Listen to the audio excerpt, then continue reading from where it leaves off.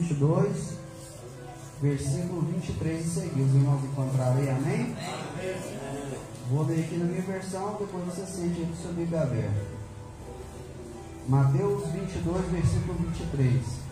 Naquele dia aproximaram-se dele alguns saduceus que diziam: não haver ressurreição, e lhe perguntaram: Mestre, Moisés disse: se alguém morrer não tendo filhos, seu irmão casará com a viúva e suscitará descendência ao falecido.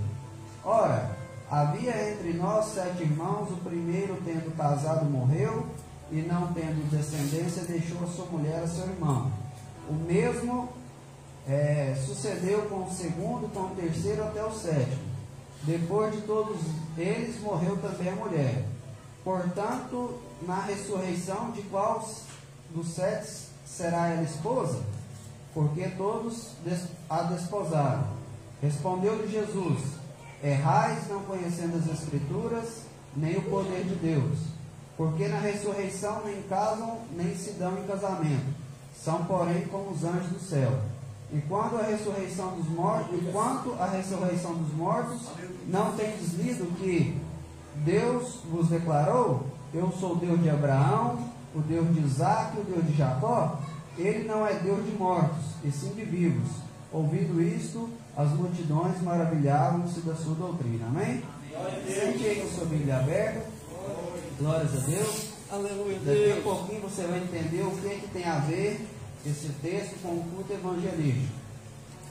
Desde a época de Jesus, só no meio do povo judeu já haviam várias classes religiosas com diferentes doutrinas e diferentes características. Entre elas existiam os fariseus, que sempre estavam ali batendo de frente com Jesus. Existiam os escribas, que eram aqueles que copiavam a Bíblia, porque vocês sabem que a Bíblia é uma biblioteca feita de 66 livros. Então os escribas eram aqueles que faziam as cópias, e por fazer tanto cópias ali, eles conheciam bastante a palavra. Lembrando que naquela época que Jesus estava como homem, só tinha escrito o Antigo Testamento, que era o Pentateuco, os livros históricos, os livros poéticos, os profetas maiores e menores. E tinha também os herodianos, que era uma classe religiosa, mas muito mais voltada para o lado da política, eram aqueles que habitavam ali o palácio de Herodes. Havia também os zelotes e os saduceus, entre os outros. Esses saduceus eram um grupo que também, além de ser religioso, ele cumpria várias funções políticas e sociais. Eles eram responsáveis pela manutenção do templo. E como eles eram responsáveis pela manutenção do templo, os historiadores acreditam que eram pessoas que eles tinham um poder aquisitivo financeiro muito grande, fora a influência que eles tinham no meio do povo judeu, porque vocês sabiam que o povo judeu era muito apegado ao templo. E quando você vai ver o contexto direto aqui, você vai perceber o seguinte: no versículo 23 aqui, os saduceus eles só acreditavam no Pentateuco, que eram os 5 primeiros livros da Bíblia. Os saduceus também, eles não acreditavam nem em anjos e nem no Espírito. Você pode conferir isso em Atos 23:8. Os saduceus também, eles, como eles tinham um grande poder e grande influência, eles viram aqui no começo aqui do capítulo 22 de Mateus, que os fariseus e os herodianos chegaram até Jesus e disseram para Jesus o seguinte, querendo fazer uma pegadinha para que Herodes matasse Jesus. Aí ele chegou assim: e aí, nós sabemos que chegaram elogiando Jesus, nós sabemos que o senhor é corajoso, o senhor tem coragem de falar mesmo, é lícito dar tributo a César? Jesus pede ele um esfinge, uma moeda, e fala assim: de quem que é essa imagem aqui na moeda? Eles falam assim: de César. Ele fala: dai a César o que é de César e dai a Deus o que é de Deus. E aí a Bíblia vai dizer aqui no versículo 22 que ouvindo isso se admiraram da doutrina de Jesus e deixaram ele. Aí os saduceus pensou o seguinte: não, os fariseus não conseguem pegar Jesus, os herodianos não, mas nós vamos ali e vamos pegar de jeito. Por quê? Porque eles não acreditavam que haveria ressurreição. E a ressurreição é uma das doutrinas principais do cristianismo. Porque se não houvesse ressurreição, se Cristo não tivesse ressuscitado, o cristianismo seria um fracasso. Se não houvesse um céu para nós morarmos, uma promessa de um céu, que sentido teria nós estarmos aqui? Como diz o apóstolo Paulo, vamos comer, beber e morrer se não houver esse céu. Mas o que nós estamos aqui esperando, nossa esperança é as mansões celestiais. E ali então, os saduceus chegam até Jesus e faz esse questionário que nós falamos aqui, nós já lemos. Perguntar, eles fizeram ali, havia entre nós um homem, e aí ele tinha 6 irmãos, e ali como a lei de Moisés falava assim, que quando um irmão morria sem deixar descendência filho, o outro irmão tinha que casar com ela. E você pensa, para que isso? Que loucura é essa? Mas é porque nós estamos num contexto totalmente diferente daquela época. Naquela época, irmão André, a mulher não tinha um serviço de carteira assinada. Naquela época, uma mulher não tinha condições de defender as posses dela. Então, se o marido dela morresse, ela ficava vulnerável. Então, Moisés, através da inspiração de Deus, mandou que o irmão ir lá. Por quê? Porque ele ia cuidar não só da mulher, mas também das posses. E também gerar descendência. Porque naquela época, uma mulher sem descendência era considerada uma mulher amaldiçoada. Né? Você lembra aí da época do mundo? Quando tinha a turma A que tinha mais gente do que a turma B, aqueles que tinham menos gente respeitavam. E naquela época o povo vivia em guerra, eles respeitavam a família que tinha vários filhos. Porque hoje a pessoa pensava, não vou ter só um filho, porque o filho é caro. Mas naquela época eles pensavam assim, se eu tiver mais filho é mais mão de obra. Se eu tiver mais filho, é mais gente para adorar o Deus verdadeiro. Se eu tiver mais filho, é mais gente para tocar um instrumento, é mais gente para ajudar a cuidar das coisas. Então, a visão era totalmente diferente da nossa. E ali, Jesus chega no versículo que é o principal que eu quero falar com vocês aqui, que ele fala assim no versículo, aleluias, no versículo 29, Jesus fala assim para eles assim, ó, errais, não conhecendo as Escrituras e nem o poder de Deus. Que é o texto que eu quero colocar com vocês. Aí Jesus fecha o seu argumento dizendo, para começar, no céu não vai existir homem e mulher, seremos como anjos. Então, lá já desmontou o primeiro argumento deles. Segundo, ele falou assim, eles só acreditavam nos 5 primeiros livros da Bíblia.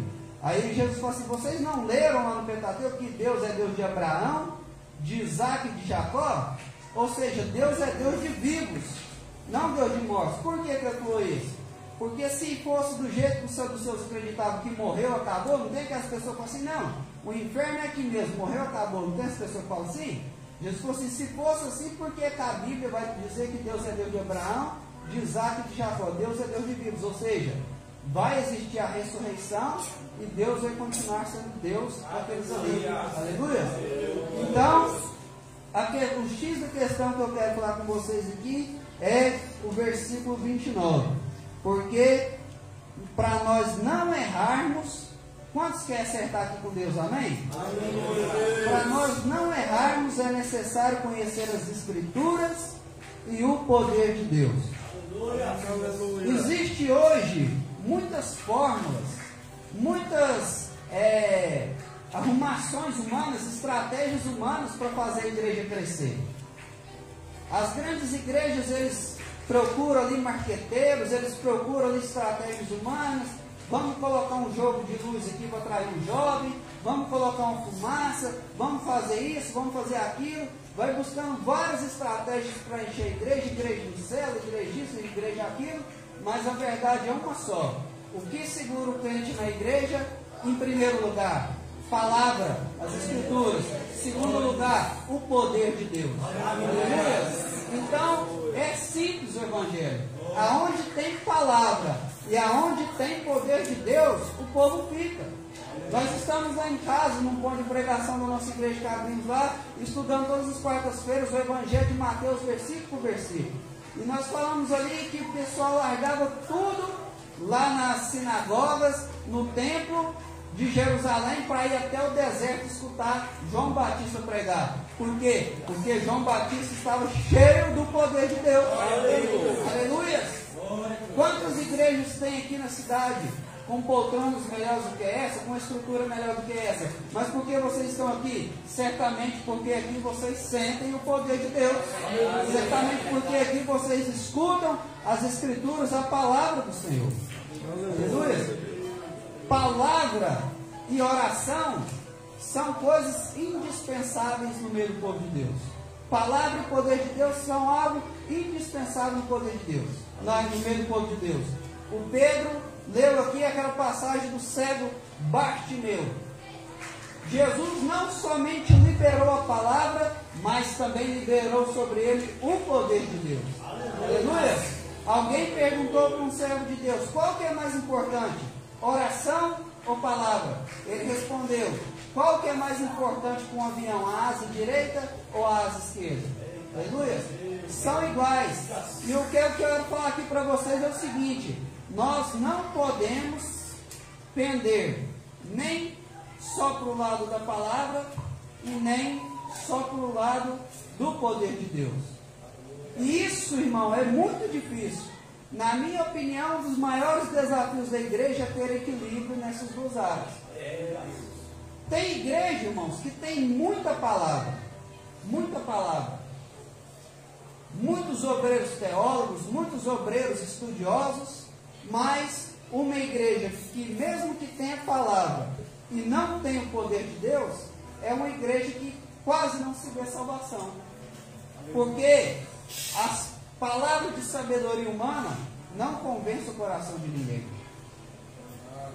A palavra tem que ser pregada e junto com a palavra tem que haver a ação do Espírito Santo de Deus.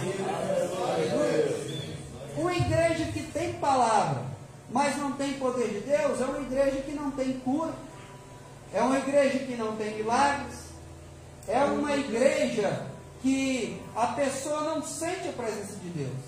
E como disse aqui o pastor aqui, antes de passar a palavra para mim, uma tragédia muito grande é entrar na igreja e não sentir o poder de Deus. Todos nós aqui, se fôssemos perguntar, estamos cansados. Amanhã já começa uma semana de trabalho para todos. Tem gente que trabalha de pedreiro aqui, tem gente que trabalha de servente. Cada um trabalha numa coisa, os donos de casa têm um serviço. Todo mundo, se fosse para escolher pela carne, estaria em casa descansando. Mas vocês vieram aqui, eu vim aqui por quê? Porque nós estamos na expectativa de sentir o poder de Deus. Então, é necessário que haja no meio do povo de Deus o poder de Deus. Aleluia! Quando Paulo foi pregar, aleluia, em uma certa cidade, ele disse: o meu evangelho não é baseado em sabedoria humana, mas em demonstração do Espírito Santo e poder. Aleluia! Paulo tinha uma mente brilhante. Ele era mais inteligente aqui do que nós tudo juntos. Ele era um homem muito letrado. Ele tinha, com certeza, condições de pregar um bom discurso só com a sabedoria dele humana. Mas ele sabia que o que ia fazer a diferença era o poder de Deus. Era o poder de Deus.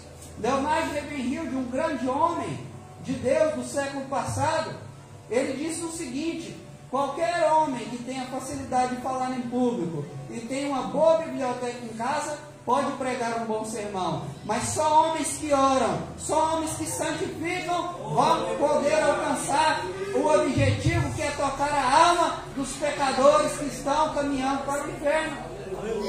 Aleluia! É necessário o poder de Deus. Fala para o seu irmão e busca o poder de Deus. Aleluia, nós temos que buscar o poder de Deus.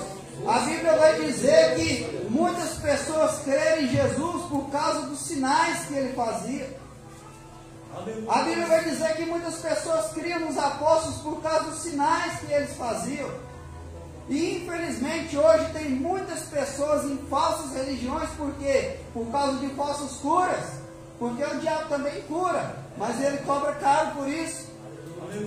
Tem muitas pessoas hoje em falsas religiões por causa de falsos sinais, e nós temos à nossa disposição o Espírito Santo de Deus, e nós não podemos negligenciar isso. Aleluia! Aleluia. A Bíblia vai dizer de uma mulher que há 18 anos tinha um espírito de enfermidade sobre a vida dela, e ela andava encurvada. E Jesus fala algo muito interessante, que ela era filha de Abraão, ou seja, ela era salva, ela era crente, e mesmo assim tinha um espírito de enfermidade na vida dela. Mas isso só durou até ela encontrar com um homem cheio do poder de Deus, porque quando ela encontrou com Jesus cheio do poder do Espírito Santo, Jesus disse para ela, repreendeu aquele mal, e ela ficou curada. As trevas só predominam onde não tem luz. A bagunça do diabo só vai durar até chegar um homem ou uma mulher cheia do poder de Deus. Glórias a Deus. Culto evangelístico, a pastora bem disse, não é uma grande pregação, às vezes é apenas uma palavra que Deus te falou, você direciona ela, se tiver com o poder de Deus, aquela palavra entra como uma flecha no coração das pessoas. Há uns 13, 14 anos atrás, uns 13 anos atrás aproximadamente, eu comecei na minha igreja, e um dia, eu saindo ali do culto, um irmão simples da nossa congregação, entrou na minha frente e disse para mim, continua vindo na igreja? Eu falei para ele, beleza. Ele olhou dentro do meu olho e falou assim, aconteça o que acontecer, continua vindo na igreja. Aquela palavra penetrou meu coração de uma forma, e às vezes eu saía para bagunça, beber, fumar maconha, fazer toda sorte de pecado, prostituição. E às vezes eu olhava no relógio, meu Deus, hoje tem culto, eu queria ir no culto, mas eu estou bêbado, estou drogado. Como é que eu vou lá desse jeito? Aí o diabo já começa a acusar para você não ir. Aí eu lembrava daquela palavra, aconteça o que acontecer, não deixe de ir na igreja. E eu ia, chegava lá, ouvia a palavra, e a palavra junto com o poder de Deus foi me libertando. Aleluia, e hoje eu estou aqui para a honra e glória do Senhor. Aquela mulher, com 12 anos padecendo de uma enfermidade, aquela enfermidade só durou até ela ter um encontro com Jesus. Jesus cheio do poder de Deus. Aleluia. Aquele paralítico do tanque de Betesda, 38 anos, esperando um milagre da parte de Deus. O sofrimento dele só durou até ele ter um encontro com Deus, com Jesus. Jesus cheio do poder de Deus. Aleluia! Glórias a Deus! Aquele cego de nascença, que Jesus fez o lodo, colocou no olho dele e falou assim, vai ao tanque de Siloé, e se lavou, e se lava que você vai ser curado. Ele foi lá e curou. Quando aqueles fariseus foram interrogar aquele cego, disseram para ele, falando que Jesus não era de Deus, ele falou assim, ó, uma coisa eu sei, eu era cego e agora eu posso ver. Sabe o que é isso, irmão? Quando você tem experiência com o poder de Deus, quando você tem experiência com Jesus, o cara fala assim para você, ah, você é doido lá dar dinheiro para o pastor, ah, você é louco ficar aí na igreja, você pode ser uma coisa, eu sei, eu era uma pessoa, hoje eu sou outra pessoa, e ninguém pode me convencer do contrário. Uma coisa eu sei, eu precisava de uma vitória da parte de Deus, e Deus me deu, e eu não vou virar as costas para Ele. Precisamos do poder de Deus, precisamos da experiência. Aleluia! Aquele paralítico, à porta do templo Formosa, pedindo esmola.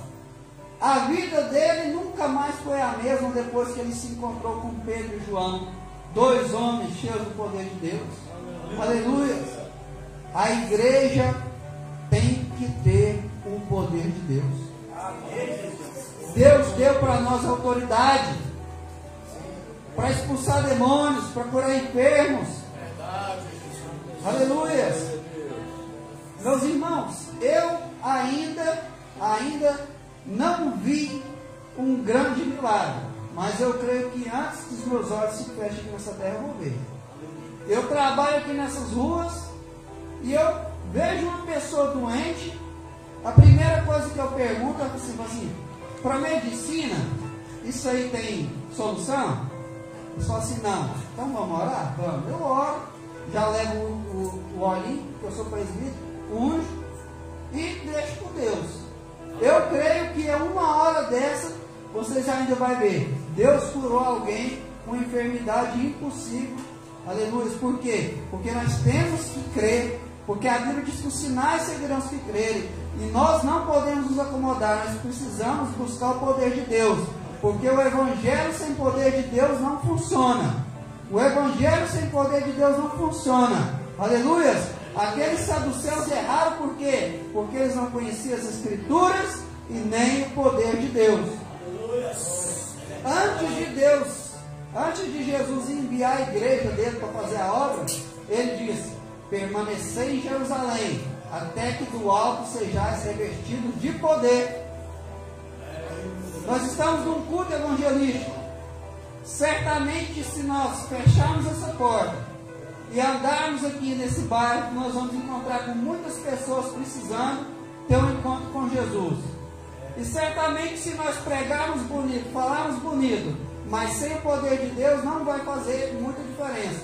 Mas se nós fecharmos essa porta e sairmos aqui cheio do poder de Deus, eu tenho certeza que antes mesmo que chegue uma meia-noite, nós vamos ter dezenas, talvez centenas de pessoas para Cristo. Quem vai questionar um evangelho cheio do poder de Deus? Quando Jesus pregava para aqueles discípulos no caminho de Emaús, eles diziam: porventura, seu coração não ardia quando o mestre falava essas coisas? Precisamos da unção do Espírito Santo.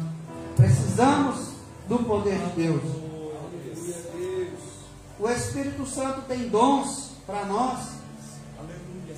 E um dos dons que nós precisamos muito, eu falei aqui sobre o dom de cura, o dom de maravilha, é o dom de discernimento de espíritos. Tem um amigo meu, pastor, que conta que ele foi numa vigília e chegou na vigília, o povo rodando, e pandeiro, e rodando, e batuque. E aí ele sentindo ruim, um aperto no coração. E aí o povo tudo pulando, e dançando, e gritando, e falando língua estranha. E ele pensou: só eu que estou frio aqui? E aí ele, muito assim, foi tentando, esforçando ali meio na carne para dar uns glória, para dar uns aleluia. E aí de repente ele olhou para uma mulher que estava bem agitada assim. E aí dizendo que o Espírito Santo revelou para ele: meu servo é demônio. Aí ele disse: não tem lógica, uma mulher falando em língua desse jeito, cantando. Ele: meu servo é demônio, discernimento do Espírito. E aí ele falou assim: pai, se for demônio eu vou estender a mão, ela vai cair endemoniada. Dizendo aí por baixo: espírito do engano, cai por perto em nome de Jesus. A mulher já caiu gritando, endemoniada. Então, meus irmãos, um evangelho onde tem poder de Deus é um evangelho que nós acostumamos com o sobrenatural. E mais do que nunca nesses tempos, nós precisamos do discernimento de espírito. Outra vez, pastor Gerson Garcia, amigo meu, estava pregando ali na igreja Vila Nova da Vila Medina, e tinha uma mulher ali falando língua, chorando o culto inteiro. E como nós fazíamos evangelismo no presídio, eu lembrei que eu via ela lá. E no começo ela começou a falar em língua, chorar, e bater palma, e cantar. E aí eu fiquei meio assim. Aí eu pensei comigo: Senhor, me desculpa se eu estou pecando, eu sei que o Senhor transforma. E aí fiquei tranquilo, né? Você não vou ficar julgando a mulher. Deus abençoe que ela tenha convertido mesmo. E aí ele pregou, algumas pessoas foram lá reconciliar com Deus, aceitar Jesus, e aquela mulher foi lá. Eu achei estranho, pensei: a mulher está falando em língua, está cantando, está chorando, e foi ali na frente fazer o quê, né? Eu pensei que ela já era membro lá. E aí, por incrível que pareça, o pastor Gerson falou assim para mim: vem aqui, irmão, orar para o povo, porque geralmente ele me contando que ele sempre dá oportunidade para o pastor orar para as pessoas que convertem, que é o pastor que vai cuidar. E aí eu fui orar para o povo, e como eu conhecia ela da época do presídio, vi ela na rua, eu fui orar para ela, e aí na oração eu falei: Senhor, liberta ela de todo vício. Ah, foi só falar isso, o demônio manifestou. Então, meus irmãos, sem o poder do Espírito Santo, sem os dons do Espírito Santo, nós somos facilmente enganados. nós não temos condições de lutar contra as trevas. E o outro lado da verdade, o outro lado também é verdade. Às vezes tem igreja cheia do poder, cheia dos dons, mas sem palavra. Também não funciona. Temos que crescer na graça e no conhecimento, assim como Jesus. Jesus, quando era criança, ele crescia em estatura, em graça e conhecimento. Assim como a árvore, que é bonita para cima, ela só está em pé com as raízes, assim somos nós. A raiz é quando você estuda a palavra, você está alicerçado em Cristo. E a oração e o poder do Espírito Santo é o caule, o tronco, os frutos. Então nós precisamos de poder, precisamos, mas precisamos de palavra. Porque uma igreja que tem muito poder, mas não tem palavra, também não se sustenta. A igreja de Corinto tinha muito poder, mas quando Paulo saiu de lá, era uma igreja sem palavra. Sabe o que acontecia? Tinha rixa entre os irmãos. Um dizia eu sou de Paulo, outro dizia eu sou de Apolo, outro dizia eu sou de Pedro, outro dizia eu sou de Cristo. Sabe o que é isso nos dias de hoje? Ah, hoje eu não vou no culto porque é culto de jovens. Eu participo das senhoras. Eu não gosto do culto de jovens. Como que não gosta do culto de jovens? Se você não gostar do juventude da sua igreja, meu irmão, está perdido, é a próxima geração. Ah, hoje eu não vou no culto porque hoje é culto de varões e eu sou dos jovens e não funciona, meu irmão. Não tem departamento A ou B, nós somos um corpo. Aleluia! E o corpo anda junto. O corpo anda junto. Você nunca viu uma perna andando sozinha na rua. A perna só anda junto com o corpo. Aleluia! A igreja precisa de poder, mas a igreja também precisa de palavra. Uma igreja sem palavra, meu irmão, uma igreja que despreza a palavra, ela está fadada ao fracasso, às heresias. Por que você acha que existe tanta heresia? Por quê? Por falta de conhecimento bíblico. Eu conversava com um primo meu que estava lá hoje em casa, e ali, família dele muito católica, eu falava para ele, assim, olha, deixa eu te perguntar um negócio. Olha para você ver o tanto que é interessante. João Batista tinha esse nome de João Batista por quê? Porque ele batizava o pessoal na água, né? No Rio Jordão, sim ou não? O que tem a ver fogueira de São João Batista? O que tem a ver? Não tem nada a ver. Por que inventa essas coisas? Essas heresias? Porque não tem bagagem bíblica, conhecimento bíblico. Uma igreja sem estar alicerçada na palavra começa com muitas invencionistas, muitas criacionistas, tem que arrumar muitos argumentos, muitos entretenimento para o povo. E entretenimento, a igreja que traz o povo por entretenimento, ela vai ter que toda semana ter um entretenimento novo, porque senão o povo vai embora. Mas uma igreja que ganha o povo por causa da palavra, o povo fica, porque a palavra de Deus ela sustenta. Louvado e exaltado seja o nome santo do Senhor. Precisamos de poder e precisamos da palavra. Precisamos conhecer as Escrituras e precisamos conhecer o poder de Deus. Aí você pode perguntar, mas quem vai desprezar a palavra? Você sabe uma forma boa de você ver quem despreza a palavra? Aquele crente que por qualquer motivo falta o culto de ensino. Está desprezando a palavra. Eu vi aqui o nosso pastor abrindo dentro da Bíblia dele a revista da CPAD, da Escola Dominical. Você quer ver um crente que despreza a palavra? Aquele crente que não quer ir na escola dominical por qualquer motivo. Ele acorda 7 horas para ir trabalhar, ele acorda 6h30 para ir trabalhar, mas não acorda 8 horas para vir para a escola dominical. E quando nós desprezamos o ensino da palavra, nós estamos desprezando o próprio Cristo, porque Ele é o Verbo vivo. Quando nós desprezamos o ensino da palavra, nós desprezamos o próprio Jesus. Isso é muito sério. Cresça no conhecimento bíblico e cresça no poder de Deus. Aleluia. Louvei a Deus pelo tempo que vocês me deram aqui para pregar. Tem lugar que você vai, o culto começa às 7 horas, a pessoa te passa 20 para as 8, 15 para as 8, não dá tempo de você fazer nenhum esboço. Uma igreja que quer crescer sadia, ela tem que ter tempo para a palavra. Um crente que quer ser alicerçado, ele tem que ler a Bíblia. Um crente que quer ser alicerçado, ele tem que ouvir pregações. Um crente que quer ser alicerçado, ele tem que ouvir louvores bíblicos. Eu particularmente fico chateado com um crente que, em vez de escutar uma pregação, que em vez de escutar um louvor bíblico, vai escutar a música do mundo. Você vai aprender o que é desse povo, meu irmão. Se a fé vem pelo ouvir a palavra, você vai largar de escutar um louvor bíblico, você vai largar de escutar uma boa pregação para escutar músicas incentivando toda sorte de pecados. Valorize a palavra, valorize, aleluia, o ensino bíblico. Glórias a Deus. Meus irmãos, a palavra liberta, a palavra cura, a palavra salva. Tem pessoas que têm mais de 3 anos na igreja e nunca leu a Bíblia completa. Precisamos crescer no conhecimento. Aqueles saduceus, eles erraram por quê? Por não conhecer as Escrituras e nem o poder de Deus. Se nós queremos acertar com Deus, nós precisamos conhecer as Escrituras e o poder de Deus. Coloque de pé, vamos orar. Glórias a Deus. Já disse e repito, culto evangelístico.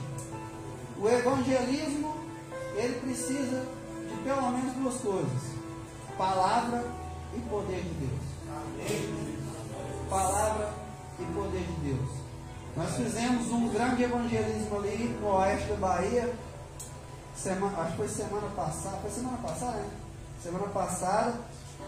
E ali uma senhorinha chegou num estabelecimento e começou a pregar.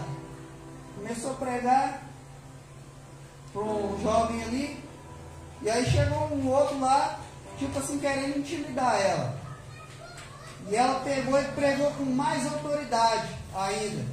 Aquele jovem que chegou ali querendo intimidar ela para ela sair dali, os dois depois ficaram caladinhos, porque palavra e poder.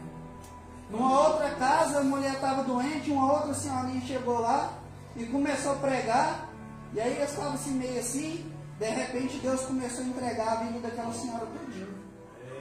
Revelou tudinho a vida. A irmã ia orando, a senhorinha chorando. É verdade, é verdade, é verdade, é verdade. Resultado, as pessoas ali daquela casa tudo receberam Jesus. Aleluia. O evangelho, onde tem o evangelismo, onde tem palavra e poder, aleluia, não tem para o diabo, não tem para ninguém. Amém? Vamos orar? Pai, queremos te louvar e te engrandecer por essa palavra. Meu Deus, somos falhos. Precisamos crescer na graça e no conhecimento. Precisamos crescer, ó Pai, na graça e no conhecimento. E só o Senhor, ó Pai, para nos ajudar. Me ajuda, ó Pai, aleluia, a ler mais a Bíblia. Me ajuda a praticar mais aquilo que eu sei. Nos encha, ó Pai, do Teu poder. Meu Deus, nesta noite aqui no nosso meio, se porventura tem alguém que está sofrendo de uma influência demoníaca, assim como aquela mulher que 18 anos tinha um espírito de enfermidade, mesmo aquela mulher sendo uma serva de Deus, uma filha de Abraão, se porventura tem alguém aqui desse jeito, Pai, em nome de Jesus vai caindo por terra toda muralha, em nome de Jesus vai caindo por terra todo espírito maligno. Meu Deus, se porventura tem alguém aqui sentindo alguma dor, o Senhor é o Deus de cura. Se porventura tem alguém aqui sentindo, ó Pai, aleluia, pensamento de depressão, ó Pai, o Senhor liberta. O Senhor é o príncipe da paz. Se porventura tem alguém aqui pensando em tirar a sua própria vida, o Senhor é o nosso socorro, bem presente na hora da angústia. Visita essa pessoa. A saída não vai tirar a vida. A saída é fazer uma aliança com aquele que tem vida eterna para cada um de nós. Oh Deus, em nome de Jesus, enche-nos, ó Pai, de desejo pela Tua palavra. Enche-nos, ó Pai, de desejo pelo teu poder. Enche-nos de desejo pela tua glória. Queremos ver a tua glória. Queremos ver o teu poder. Em nome de Jesus, meu Pai, louvado e exaltado seja o nome santo do Senhor. Aleluia. Eu agradeço a Deus por essa oportunidade e peço aos irmãos, continue orando por mim, pela minha esposa, pela minha família, tenho 3 filhos. Somos carentes das orações dos irmãos, amém?